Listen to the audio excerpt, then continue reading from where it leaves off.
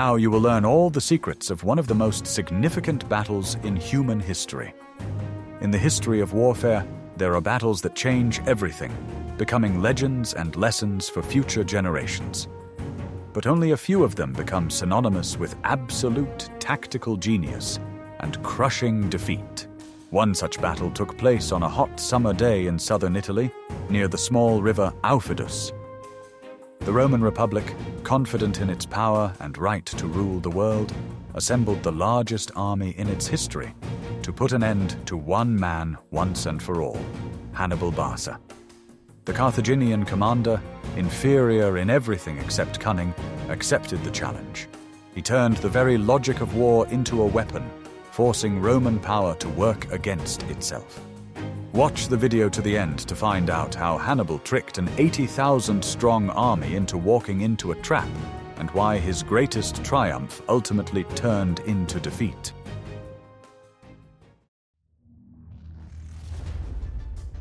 What if I told you that the greatest army in the world was walking into a trap, set not by weapons, but by psychology? On the eve of battle, the Roman camp was torn by contradictions. Command was divided between two consuls with completely opposite views on the war. Gaius Terentius Varro was a man of the people, a so-called new man who had built his career on bold and populist statements. Impulsive, ambitious, and desperate for military glory to bolster his political standing, he insisted on an immediate and crushing battle. He looked at his 80,000 legionaries and saw only undeniable numerical superiority, confident that one powerful blow from this machine would wipe the Carthaginians off the face of the earth. His colleague, Lucius Aemilius Paulus, was the complete opposite. An aristocrat, an experienced and cool-headed commander who had already tasted the bitterness of difficult campaigns. He understood that Hannibal was no ordinary opponent, but a military genius whose main strength lay in cunning and unpredictability. Paulus saw that the terrain for the battle, the plain near the Aufidus River, was simply ideal for the formidable Carthaginian cavalry, and he urged caution. He proposed to wear down Hannibal's army with small skirmishes, deprive them of supplies, and avoid open combat. But in Republican Rome, there was a law designed to protect against tyranny, which in this case proved fatal. The right of supreme command passed from one consul to another on a daily basis. Thanks to his excellent intelligence, Hannibal was well aware not only of this system, but also of the characters of both consuls. He waited patiently and calculatingly for the day when the impatient and self-confident Varro would be in command. Hannibal's army, on the other hand, was a monolith, united under his single and indisputable authority, which bordered on adoration. It consisted of battle-hardened veterans of various nations, steadfast Iberian swordsmen, fierce Gallic warriors, elusive Numidian horsemen, and resilient Libyan infantry. These men had crossed the icy passes of the Alps with him, shared all the hardships of the campaign, and won several resounding victories, so they trusted their leader's every word unconditionally. The Roman army was an incredibly powerful, superbly trained, and iron-disciplined, but predictable military machine. Its main strength and tactic was to build a monolithic wall of shields and spears that slowly and inexorably crushed the enemy. Hannibal, on the other hand, commanded a living, flexible, and multinational organism. In his army, each unit had its own unique strengths, and he, like a conductor, knew exactly when each of them should come into play. He thoroughly studied and understood the Roman mentality, their pride, their straightforwardness, and their thirst for a single decisive battle that would end the war in one fell swoop. Hannibal did not simply agree to fight on their terms, in open terrain where they felt stronger. He masterfully created the complete illusion that the Romans were fighting by their own rules, implementing their own plan. While the Romans confidently prepared to demonstrate their brute, unbreakable strength, Hannibal coolly prepared a complex chess game on the battlefield. He devised his plan to use their self-confidence and tactical predictability as the main weapon against them. The Roman legions were not just going into battle, they were going on stage to willingly play the role written for them by their most vicious and astute enemy. Varro, on his day of command, looked at the Carthaginian army, which was significantly inferior to his own in numbers, and already anticipated his triumph in Rome. Aemilius Paulus looked at the same field with a heavy heart and saw an obvious but ingeniously set trap, being completely powerless to change anything. This fatal contradiction in the minds of the two commanders became the very first and deepest crack in the monolith of Roman military power. Hannibal, meanwhile, was completely calm in his camp, his confidence built on knowledge. He knew his opponent better than the latter knew himself, having studied his strengths and weaknesses in previous battles. The coming battle was to be not a clash of muscles, but a clash of minds, not a contest of armies, but a duel of commanders. And the Carthaginian was ready for this intellectual duel like no one else. Do you think divided leadership is a greater threat than a strong enemy? Share your opinion in the comments.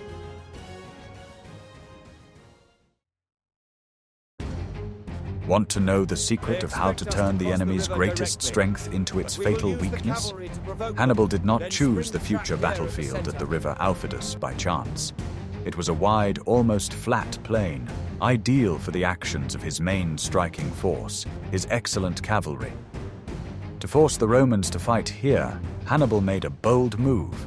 He captured a large Roman food warehouse in the town of Cannae. This move not only provided his army with supplies, but also was a slap in the face to Roman pride, forcing the consuls to act. And so, on the day of Varro's command, the Roman army began to line up for battle. The consul used a time-tested but, in this case, misguided tactic. He decided not to stretch the front, but rather to compact it as much as possible, creating an incredibly deep and powerful formation. The legions were formed into maniples, but the depth of the formation was increased several times over. Varro's idea was simple: to deliver one crushing blow to the center of Hannibal's army. This human hammer was supposed to break through the enemy's defenses and split his army in two. Hannibal, seeing this formation, merely smiled. This was exactly the reaction he had hoped for. He began to line up his troops in a formation that was completely unthinkable at the time. In the center, he placed his least reliable warriors, the Iberian and Gallic infantry, but he did not line them up in a straight line. Instead, he pushed the center far forward, forming a convex crescent or arc facing the Romans. On the flanks of this arc, slightly behind and at an angle, he placed his best infantry, battle-hardened Libyan veterans. They were armed with Roman weapons captured in previous battles. Their role in this spectacle was still hidden from the enemy's eyes. Hannibal concentrated his main force at the very edges of his battle formation. On the left flank, against the Roman cavalry, he placed his heavy Iberian Gallic cavalry under the command of Hasdrubal. On the right flank, against the cavalry of the Roman allies, were the elusive Numidian horsemen of Mago. The formation was complete. It looked strange, with the center appearing weak and stretched out. For Varro, this was further confirmation that his plan would work. All he had to do was strike harder at this vulnerable arc. The trap was ready. The center of the Carthaginian army served as bait, but the jaws of this trap were not yet visible to the Romans. I will reveal the most closely guarded and most ingenious secret of Hannibal's strategy at Cannae. The key role in his diabolical plan was not assigned to elite African veterans or his famous and powerful cavalry. The fate of the entire battle and the entire war was deliberately placed in the hands of those whom any other commander would have hidden in the rear: the semi-reliable Gaulish and Iberian infantrymen at the very center of his army. These Celtic and Spanish warriors were immensely brave and incredibly fierce in the first attack, but they sorely lacked the iron discipline and training of the Roman legionaries. Hannibal deliberately placed them at the very center, in a forward crescent, knowing full well that the full force of the Roman battering ram would come down on them. He did not put them there to win the battle. He put them there to die, but to die properly. Their task was not simply to lose their battle, but to lose it according to a strictly defined scenario, performing the most difficult maneuver of all possible ones. Hannibal personally rode in front of their formation, addressing the leaders and soldiers in their native languages, explaining to each unit its unique role. They were not to stand and die, as this would lead to their rapid destruction. But more importantly, they were not to flee in panic under any circumstances. Their incredibly difficult mission was to slowly, methodically, step by step, yield to the monstrous pressure of the advancing Roman legions. Their formation, initially curved towards the Romans, had to bend smoothly and evenly inward under thousands of tons of enemy metal and flesh. This required incredible self-control and absolute trust in their commander from the soldiers, because a controlled retreat under fierce enemy pressure is a maneuver that is almost impossible to execute. When the battle began, horns and trumpets blared deafeningly, and everything went exactly according to Hannibal's ingenious plan. The Roman legions, closing their famous scutum shields into a single wall, moved forward with measured, inexorable steps. Their monolithic, deeply echeloned mass crashed at full speed right into the center of the Carthaginian formation, into its most vulnerable part. Under this terrifying, inhuman pressure, the Gauls and Iberians, as ordered, began to slowly and reluctantly retreat. To the Roman centurions and legionaries in the front ranks, it looked exactly as they had expected. The barbarians had faltered and were about to flee. This apparent success intoxicated them, and they rushed forward with redoubled energy, putting all their fury into the pursuit and striving to crush the center as quickly as possible. The Roman legionaries on the flanks, seeing their comrades successfully breaking through in the center, instinctively and without orders began to move towards it. Everyone wanted to take part in the glorious breakthrough and the coming victory. Because of this, the formation of the entire Roman army, already unnaturally deep by Varro's orders, began to compress even more in width and stretch forward, turning into a clumsy column. The soldiers in the rear ranks, unable to see the overall picture of the battle, blindly pushed forward. Thus, the convex crescent of the Carthaginians gradually turned into a concave arc, a deadly embrace. The Carthaginian center bent deeper and deeper, luring the Romans behind it. The huge Roman army, like a full-flowing river, rushed into this gap, with each passing minute moving further and further away from its flanks and rear. From the hills, where the Roman reserve stood, it looked like a resounding and unconditional victory for Rome. But in reality, tens of thousands of legionnaires, without realizing it, obediently and eagerly walked into a giant trap. They completely lost their main tactical advantage, maneuverability, and the width of their formation, rapidly turning into a dense, compressed, and completely uncontrollable human mass. Hannibal, risking everything, was personally at the center of this hell, among his retreating Gauls and Iberians, directing their movements and maintaining their fighting spirit. One wrong step, one stray arrow, one wavering unit, and his entire army would have been destroyed. But only by being there could he personally control the main and most fragile element of his ingenious trap. And thanks to his presence, this element worked flawlessly. Guess what happened next? While the Roman legions triumphantly and eagerly pressed Hannibal's vulnerable center, they completely lost sight of what was happening on the flanks of the Carthaginian formation. There, in perfect order and full combat readiness, stood two large detachments of elite African infantry. With icy calm, they watched as their Gallic allies lured the enemy deeper in.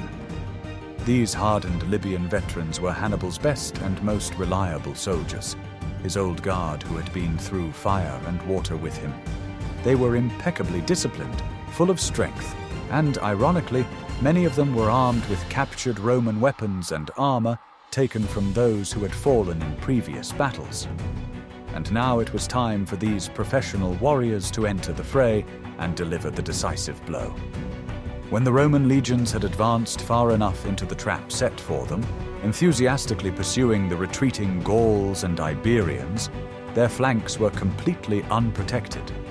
All the energy and attention of the Roman soldiers was focused on one goal, the attack ahead, and they did not expect a blow from the side. At this most critical moment, when the trap was ready, Hannibal gave his main order, which changed the course of history. The African infantry, which had been standing motionless until then, like two dark walls at the edges of the field, instantly sprang into action. They did not attack forward, cutting off the retreating enemy. They performed a perfect, finely tuned maneuver, a simultaneous 90-degree turn inward, toward the open and vulnerable flanks of the Roman legions that had been drawn into the breach. This maneuver was executed with parade precision. Now the Roman legions, which were still pressing with their last ounce of strength on the resisting center, suddenly received a crushing blow on both of their unprotected flanks. Fresh, energetic, and well-organized African veterans furiously crashed into the disorganized, stretched-out Roman ranks, which were completely unprepared for such a turn of events. The effect of this double blow was not just stunning, it was catastrophic. Rome's triumphant advance was instantly drowned in blood and confusion. The legionaries, suddenly attacked from three sides, from the front by the exhausted but still fighting Gauls, and from the sides by the relentless Africans, found themselves in a steel vice. Their incredibly deep and narrow formation, which was supposed to be the key to victory, now became their deadly curse, depriving them of any hope of salvation. The soldiers in the rear ranks of the huge Roman column could not see or understand what was happening in front and on the sides. They only heard the sounds of battle and, by inertia, continued to press forward, further compacting the front ranks. This pressure prevented their comrades from turning around, regrouping, and organizing a defense against sudden flank attacks. The great Roman army began to literally devour itself. The huge, powerful military machine of the Republic turned into a compressed, disorganized, and panicked human mass in a matter of minutes. The legionaries, trapped in the center of this crush, could not even raise their shields or swing their swords to defend their lives. They were tightly squeezed on all sides by the bodies of their own comrades, becoming easy prey for the spears of the Africans. Hannibal's trap, carefully planned and flawlessly executed, began to slowly and inexorably close. Rome's main striking force, its legendary heavy infantry, was trapped, surrounded, and completely immobilized. But even at this point, the outcome of the battle was not yet decided, for the Romans still had one last trump card to play. The Roman infantry was trapped on three sides, but what about their powerful cavalry? In the next chapter, you will learn how Hannibal solved this problem.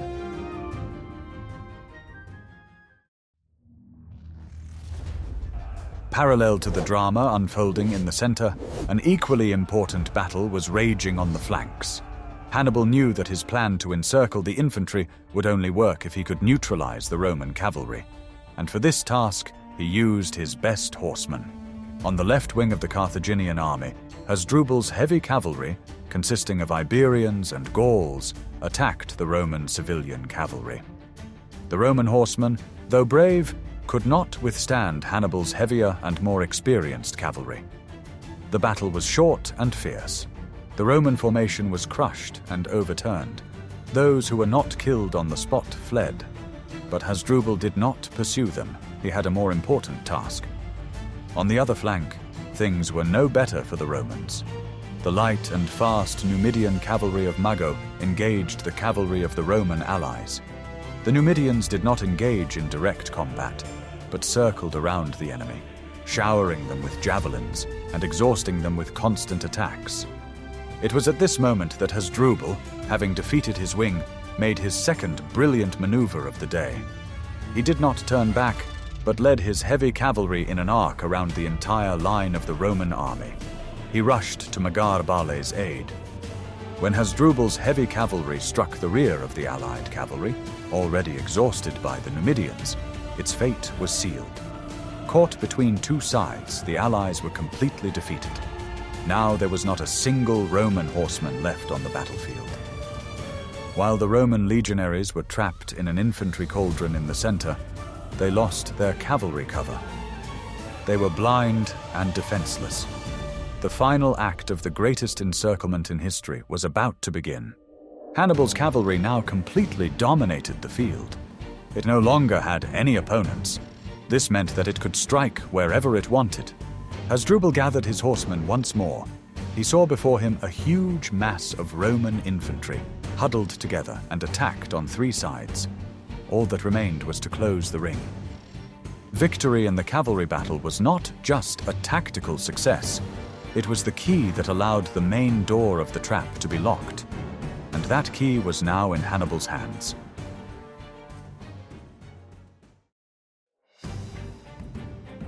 Ready to learn the shocking truth about how the trap snapped shut?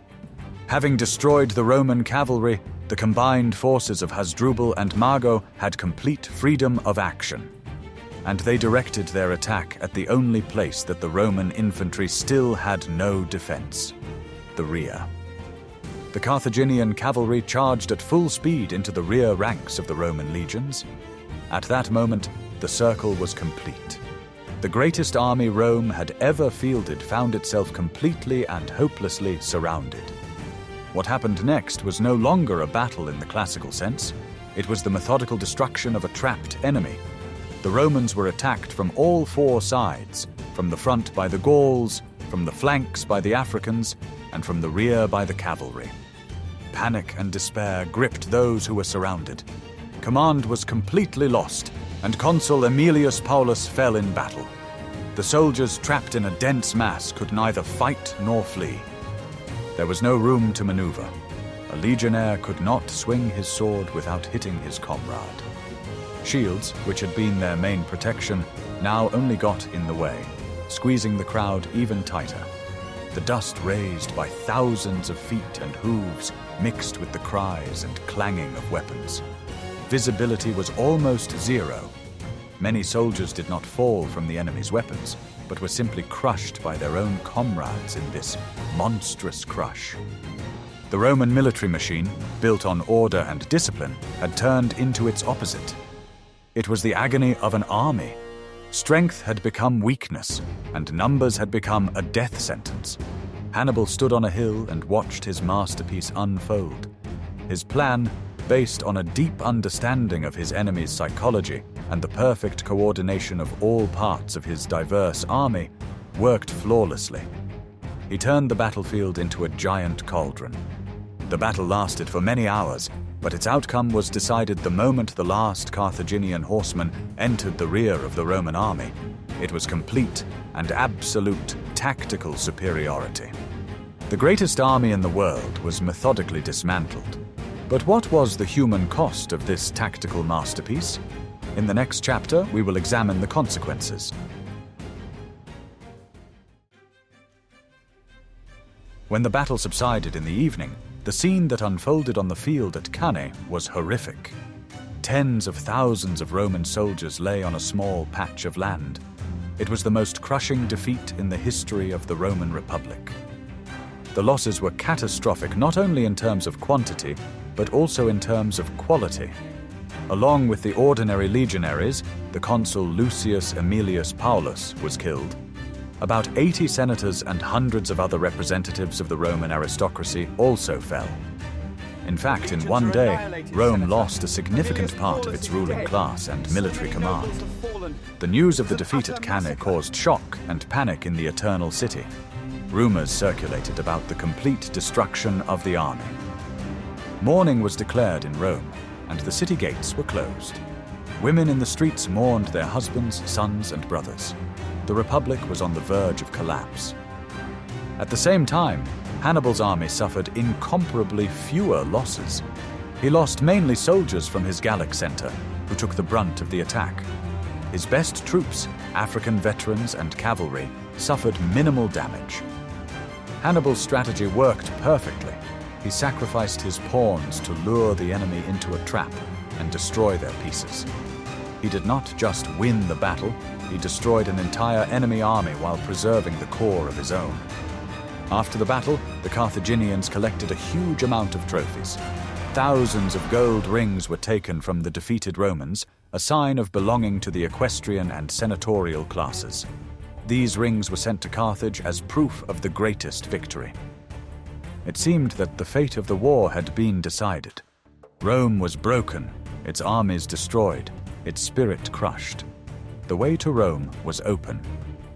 Many Italian allies, seeing the power of Hannibal and the weakness of Rome, began to switch sides to Carthage. Southern Italy had almost completely fallen away from the Republic. The goals that Hannibal had set for himself at the beginning of the war seemed to have been achieved. But it was at this moment of greatest triumph that the seeds of his future defeat were sown. He had won the main battle, but the war was far from over.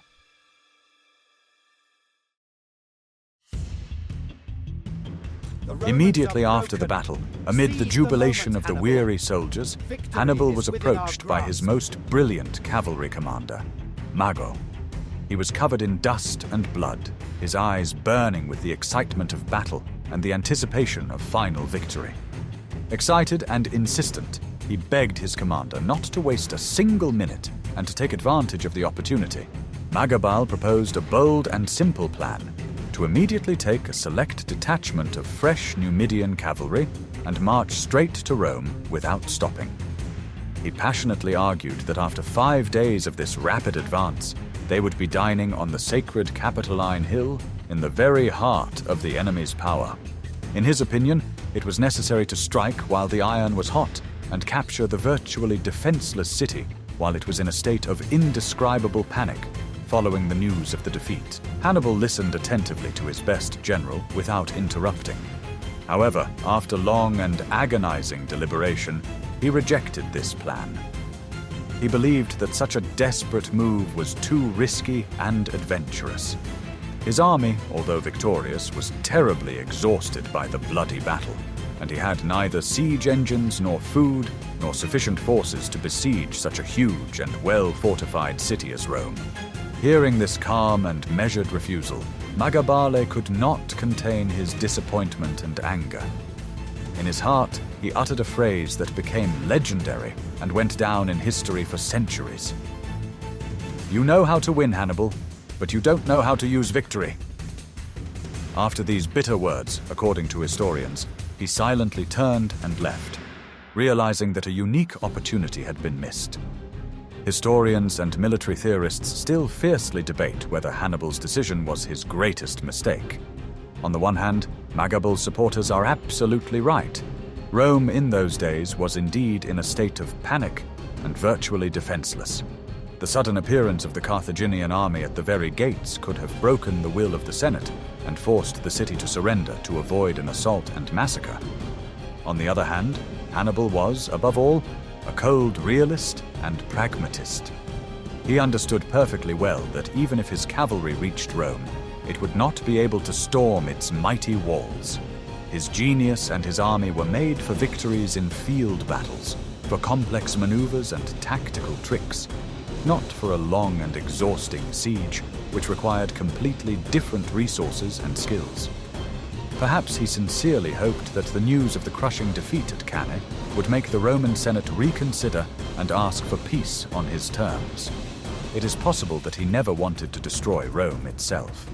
His goal was to destroy Rome's system of military alliances in Italy, deprive it of power, and restore Carthage to its former greatness and control over the Mediterranean. Be that as it may, this moment of refusal became a turning point in the war. By exercising caution, Hannibal gave Rome what it did not have at that moment, and what was more valuable than any army: time. And his enemies, having come to their senses, took full advantage of this priceless gift with their characteristic steadfastness and perseverance. The decision not to march on Rome was perhaps Hannibal's biggest and only strategic mistake in his entire brilliant military career. He masterfully won all his battles, defeating several consular armies in a row. But at the decisive moment, he missed his only chance to deliver a knockout blow that could have ended the entire war.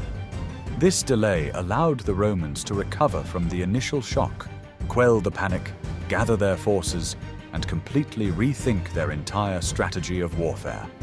They returned to their tactics of attrition, avoiding open combat. In the end, Hannibal's greatest tactical victory did not bring him ultimate strategic triumph. Rome's reaction to the disaster at Cannae revealed its true strength.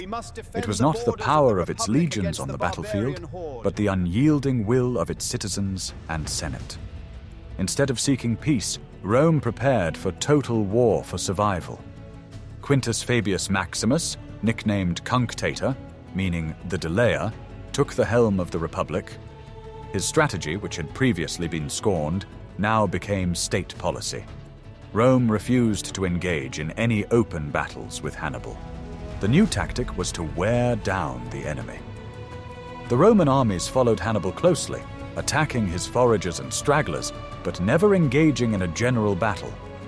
This war of attrition deprived Hannibal of his main trump card, his tactical genius in open combat.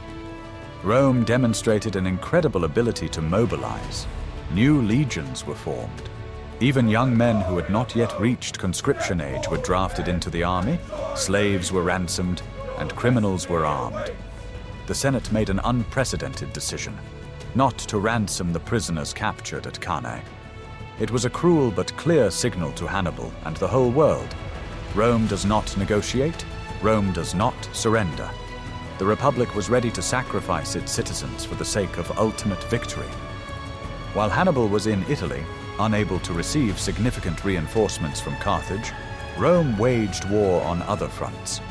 The Roman armies, under the command of the young and talented commander Publius Cornelius Scipio, moved the fighting to Spain, depriving Hannibal of his main supply base. As the years passed, Hannibal's army, constantly in a foreign country, slowly dwindled. His veterans were aging, and new recruits could not replace them. He was like a lion in a cage, still dangerous, but locked in Italy and unable to deliver a decisive blow.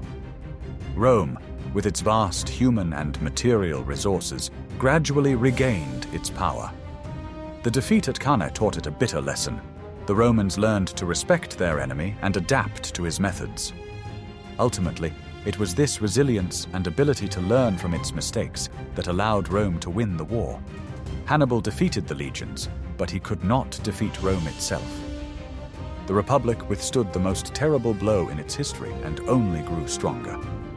The Battle of Cannae, while a triumph for Hannibal, also marked the beginning of his end. The Battle of Cannae has gone down in military history as the gold standard of tactical artistry. It has become a textbook example of a battle fought to completely destroy the enemy. The term Cannae has become synonymous with the ideal encirclement and defeat of the enemy. The double envelopment maneuver, or pincer, which Hannibal used so brilliantly, was studied by commanders of all subsequent eras. From the Roman general Scipio, who used elements of Hannibal's tactics to defeat him, to the generals of the modern era and the present day. Cannae demonstrated several key military principles to the world. First, the importance of understanding the psychology of the enemy. Hannibal won because he predicted every move of the overconfident Roman command. Second, the battle demonstrated the decisive role of cavalry in open terrain. Control of the flanks and the ability to strike from the rear proved more important than numerical superiority in infantry.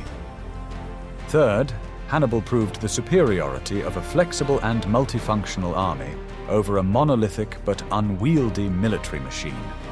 He used the strengths of each of his units to achieve the overall goal. However, the legacy of Cannae has another side. This battle was a harsh lesson for Rome, forcing it to completely reform its army and strategy. The Romans learned to fight in a new way, which ultimately led to their victory in the Second Punic War. we can see that the Battle of Cannae was not just a clash between two armies. It was a battle between two philosophies of warfare, the Roman one, based on strength and discipline, and the Carthaginian one, based on cunning and flexibility. And on that day, cunning won a crushing victory. Hannibal Barca did not simply defeat an enemy that outnumbered him. He made the enemy's own strength work against them, turning the Roman legions into an instrument of their own destruction. It was a tactical masterpiece that still amazes us today with its boldness and elegance. However, the story of Cannae teaches us something else. Even the most brilliant victory on the battlefield does not guarantee victory in war. Fortitude, political will, and the ability to learn from mistakes can prove to be more important weapons in the long run. What part of Hannibal's plan do you think was the most ingenious? The false center of the Gauls or the maneuvers of his cavalry? Suggest topics for future videos that you would like to see on our channel in the comments. And don't forget to subscribe so you don't miss new episodes.